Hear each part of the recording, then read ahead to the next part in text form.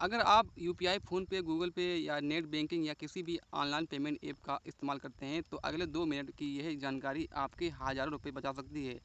अभी 2 बड़े अपडेट सामने आए हैं जिनकी चर्चा पूरे देश में हो रही है।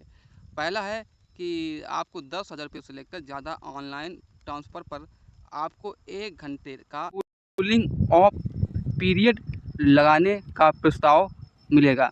दूसरा, साइबर ठगी के मामलों में 25,000 रुपये से लेकर 25,000 रुपये तक का मुआवजा देने की चर्चा है। लेकिन इन दोनों खबरों में क्या सच्चाई है? सबसे पहले बात करते हैं कि अब 10,000 रुपये से ज़्यादा ऑनलाइन भेजने पर 1 घंटे बाद पहुँचेगा। मतलब आरबीआई का नया फ्रॉड रोकू नियम लागू हो गया है। सीधी बात समझो, देखिए, आरबीआई चाहता है कि अगर आप 10,000 रुपये से ज़्यादा का ऑनलाइन ट्रांसफ़र करो तो पैसा तुरंत ना जाए, 1 घंटे रुके।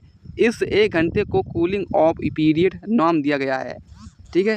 क्यों? ताकि अगर कोई भी जालसाज़ आपको डराकर या बहकाकर पैसा मंगवा ले तो आपके पास सोचने का और पेमेंट कैंसिल करने का टाइम मिल जाए, और ये नियम सिर्फ़ पैसा भेजने वालों पर ही लगेगा। अब यहाँ से बात समझना है कि इसके क्या-क्या फ़ायदे हैं। देखिए,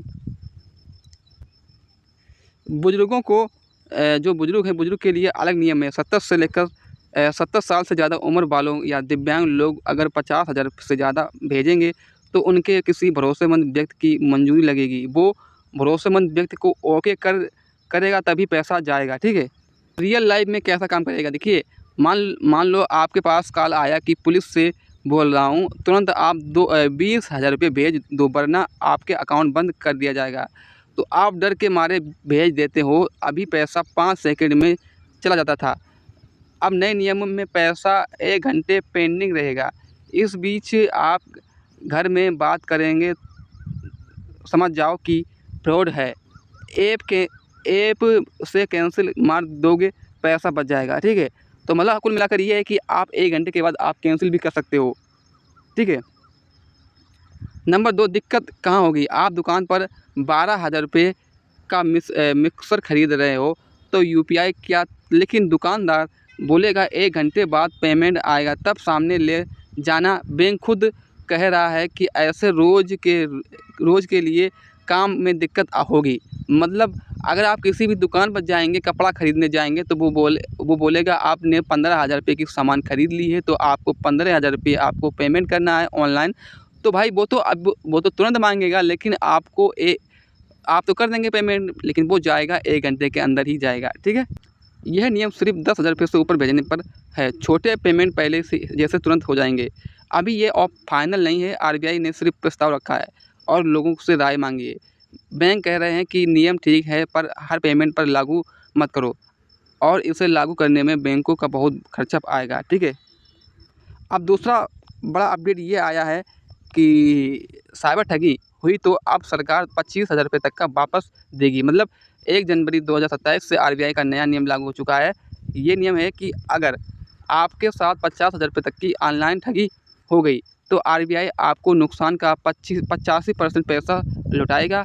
ज़्यादा से ज़्यादा 25,000 रुपये मिलेंगे, और ये फ़ायदा ज़िंदगी में सिर्फ एक ही बार मिलेगा। दूसरी बार ठगे तो आपको कुछ नहीं मिलेगा। मतलब अगर आपका 50,000 रुपये का नुकसान हो गया है तो आरबीआई आपको 25,000 रुपये वापस कर देगी, वो अपनी तरफ से देगी, ठीक है? तो इसके लिए कुछ शर्तें रखी गई हैं। शर्त क्या है? ठगी, देखिए, 5 दिन के अंदर 1930 पर कॉल करके ये साइबर क्राइम को शिकायत करनी है, ठीक है? या फिर आपको क्राइम, ये वाली वेबसाइट दिख रही है, इस वेबसाइट पर जाकर आपको शिकायत कर देनी है, ठीक है? साथ में बैंक को भी बताना है। जैसे एक मैं आपको एग्जांपल समझा दूँ, रमेश के साथ यूपीआई फ्रॉड हुआ तो 40,000 रुपये चले गए। उसने 2 घंटे में 1930 पर कॉल कर दिया। पुलिस ने 15,000 रुपये रिकवरी कर लिए। बचा नुकसान हुआ 25,000 रुपये का। तो इसका 85% यानी 21,500 रुपये रमेश को मुआवजा में मिल जाएंगे। बैंक को 5 दिन में पैसा देना ही होगा, ठीक है? अगर बैंक की गलती से पैसा गया तो जैसे बैंक का सिस्टम हैक हो गया या तो पूरा 100% पैसा बैंक को ही लौटना पड़ेगा, चाहे रकम कितनी भी हो। उसमें 25,000 रुपये की लिमिट नहीं है, ठीक है? किन ठगी पर मिलेगा पैसा? UPI, net banking, debit card, credit card, PhonePe, Google पे से बिना मर्जी के पैसा निकलना, फर्जी लिंक से ठगी, ओटीपी बताने से हुआ फ्रॉड, सब कवर हो जाएगा। मतलब ऑनलाइन की हर तरह की छोटी ठगी से कवर होगा। अब यह कब से लागू होगा? पहले 1 जुलाई 2026 से आना था, अब आरबीआई ने डेट बढ़ाकर 1 जनवरी 2027 कर दी है। पैसा कौन देगा? आरबीआई सबसे ज़्यादा हिस्सा देगा, थोड़ा आपका बैंक देगा, थोड़ा वो बैंक देगा जहाँ ठग का खाता है। कुल मिलाकर आपको आपका पैसा मिल जाएगा, ठीक है। ध्यान रखना है कि ठगी होते ही सबसे पहले आपको बैंक या फ़ोन करके खाता ब्लॉक कराओ, फिर 1930 पर कॉल करके बात बतानी है, शिकायत करनी है, ठीक है। तो आज का वीडियो इतना ही। वीडियो को लाइक करें, सब्सक्राइब करें, शेयर करें। Thank you.